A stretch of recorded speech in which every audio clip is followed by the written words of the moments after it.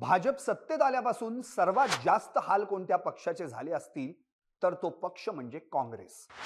देशावर 50 वर्ष राज्य करणाऱ्या या पक्षाची सध्या देश पातळीवर असलेली अवस्था अत्यंत दयनीय आहे. नेतृत्वाचा अभाव, संघटनेतील दुफळी आणि खालच्या फळीतील उदासीनता आणि नाराजी हीच काँग्रेसच्या ऱ्हासाची मूळ कारण आहे. ही झाली काँग्रेसची पक्षांतर्गत बाब. परंतु काँग्रेसच्या ऱ्हासाला आणखी एक फॅक्टर कारणीभूत ठरला आणि तो म्हणजे काँग्रेसचे मित्रपक्ष. काँग्रेस जरी भाजपला आपलं शत्रू मानत असलं तरी काँग्रेसला खरा धोका आहे तो प्रादेशिक मित्रपक्षांचा. नेमका हा धोका कसा, कोण आहेत काँग्रेसचे खरे शत्रू आणि काँग्रेसच्या ऱ्हासाला ते कसे ठरले कारणीभूत, चला जाणून घेऊयात. भाजप नाही तर हे पक्ष संपवतायत काँग्रेस. लोकसभा निवडणुकीत भाजपला रोखण्यासाठी काँग्रेसनं देशातील प्रादेशिक पक्षांना एकत्र घेऊन इंडिया आघाडीचा घाट घातला. परंतु या आघाडीला बळ येण्याआधीच फाटाफूट झाल्याचं पाहायला मिळालं. ममता बॅनर्जींच्या तृणमूल काँग्रेसनं आघाडीच्या जागा वाटपाचा विषय निघताच एकला चलो रेचा नारा दिला. केजरीवालांच्या आम आदमी पार्टीनंही पंजाब वगळून इतर ठिकाणी काँग्रेसला मदत करण्याचं आश्वासन दिलं. तर इंडिया आघाडी स्थापन करताना हिरिरीनं पुढे आलेल्या जनता दल युनायटेडच्या नितीश कुमारांनी आपला तंबूच बदलला. त्यामुळे भाजपशी दोन हात करण्यास सज्ज झालेल्या आघाडीला तिथंच खीळ बसली. आपण जर 1984 ते 2019 पर्यंतच्या लोकसभा निवडणुकीत मिळालेल्या जागांची आकडेवारी पाहिली तर आपल्याला काँग्रेसची पिछेहाट झालेली पाहायला मिळते. 1984च्या निवडणुकीत काँग्रेसला 404 जागा मिळाल्या होत्या तर भाजपला केवळ 2 जागा मिळाल्या. इतक्या मोठ्या बहुमतानं एक हाती सरकार आणणारा काँग्रेस हा पहिलाच पक्ष होता. त्यावेळी राजीव गांधी हे पंतप्रधान बनले. 1989च्या निवडणुकीत काँग्रेस थेट 404 वरून 197 वर घसरली तर यावेळी भाजपनं 2 वरून 85 जागांवर मुसंडी मारली. यावेळी राजीव गांधी पंतप्रधान झाले, परंतु त्यांच्या निधनानंतर हे पद व्हीपी सिंग यांनी सांभाळलं. 1991ला काँग्रेसनं परत मुसंडी मारली आणि 232 जागा निवडून आणल्या. परंतु त्याच वेळी भाजपनं आपला चढता आलेख कायम ठेवत 85 वरून 120 वर उडी मारली. यावेळी भारताचे पंतप्रधान पी.व्ही. नरसिंहराव बनले. 1996ला काँग्रेसची पुन्हा मोठी घसरण झाली. 232 वर असलेली काँग्रेस 140 वर आली. तर यावेळी भाजप 161 जागांच्या जोरावर काँग्रेस पहिल्यांदा पुढे गेली. यावेळी अटल बिहारी वाजपेयी हे 17 दिवसांसाठी पंतप्रधान बनले. तर त्यानंतर एच.डी. देवेगौडा, इंद्रकुमार गुजराल हे पंतप्रधान बनले. हा काळ राजकीय अस्थिरतेचा काळ होता.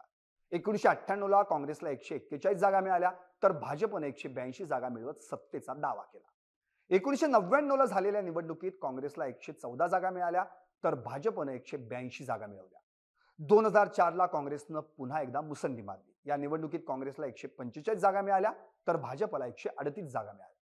2009ला काँग्रेसनं मोठी आघाडी घेत 206 जागा आणल्या तर भाजपला यावेळेस मोठा फटका बसला. या निवडणुकीत भाजपच्या अवघ्या 116 जागा आल्या. 2014ला काँग्रेस थेट 44 जागांवर घसरली तर भाजपनं 282 जागांवर कब्जा केला. 2019ला काँग्रेस 2014च्या धक्क्यातून सावरून 52 जागांवर आली तर मोदींच्या नेतृत्वात भाजपनं नवा विक्रम करत 303 जागा मिळवल्या. आता तुम्ही म्हणाल इथं मित्रपक्षांचा संबंध कुठं आला, तर यावरही एक नजर टाकू. असं म्हणतात की काँग्रेसमधून बाहेर पडून आतापर्यंत 70हून अधिक वेगवेगळ्या पक्षांची स्थापना झाली. अगदी 1951ला आचार्य कृपलानी हे पहिले नेते होते जे काँग्रेस पक्षातून बाहेर पडले आणि त्यांनी किसान मजदूर प्रजा पक्षाची स्थापना केली.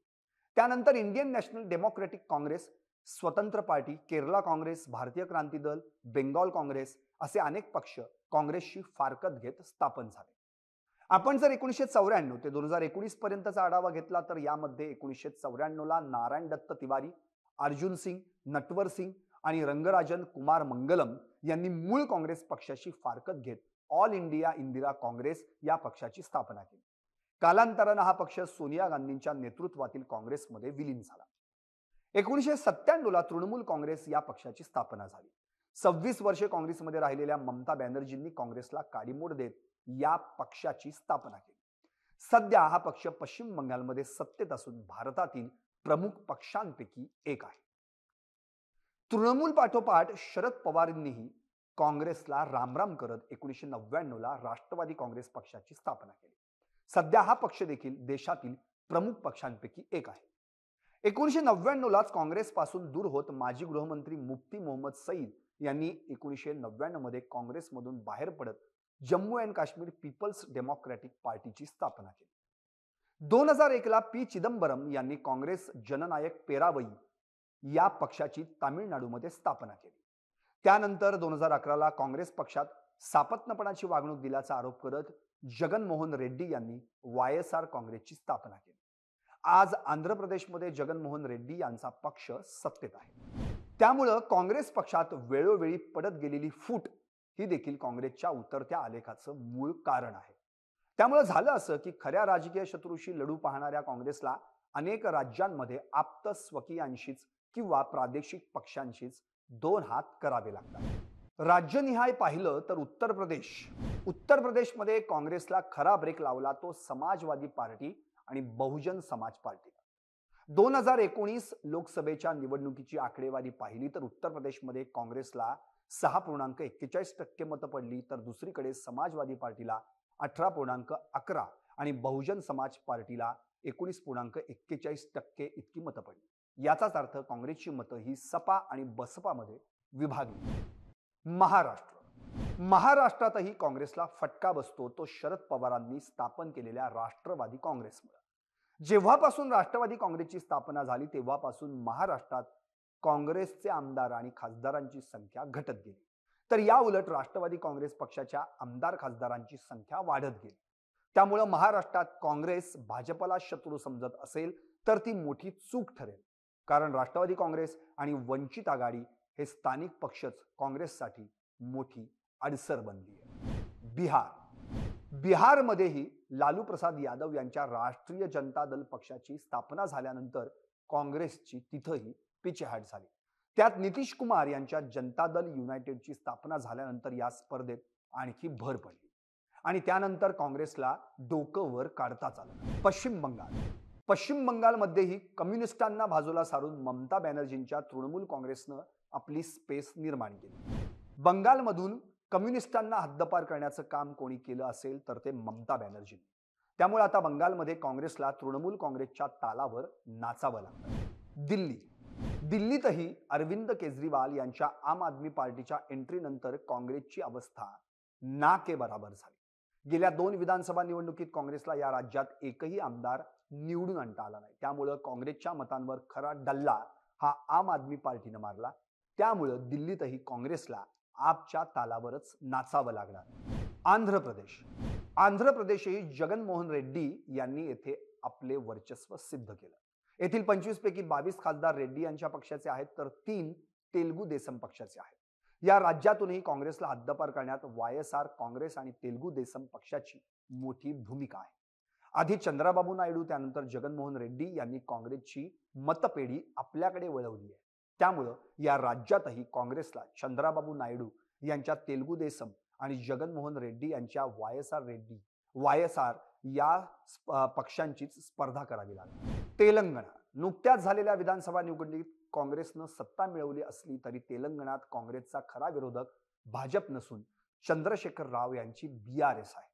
बीआरएस इंडिया आघाडीत नसल्यामुळे लोकसभा निवडणुकीत काँग्रेसला एकट्यालाच लढायचं आहे. त्यामुळं इंडिया आघाडीचा काहीही लाभ काँग्रेसला इथं होणार नाही. कर्नाटकात काँग्रेस आणि भाजपमध्ये सरळ लढत असते.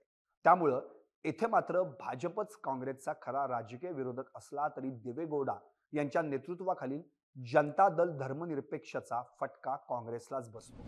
त्यामुळं देशातल्या मोठ्या राज्यातच काँग्रेसचा खरा गेम कुणी करत असेल तर ते प्रादेशिक पक्ष किंवा एकेकाळी काँग्रेसमधून बाहेर पडलेल्या नेत्यांचे पक्ष. त्यामुळे काँग्रेसची व्यथा एका वाक्यात मांडायचं म्हटलं तर हमें तो अपनों ने लुटा गैरों में कहा दम था हे वाक्य अगदी तंतोतंत लागू होतं. पाहत रहा निर्भीड आणि सडेतोड सरकारनामा.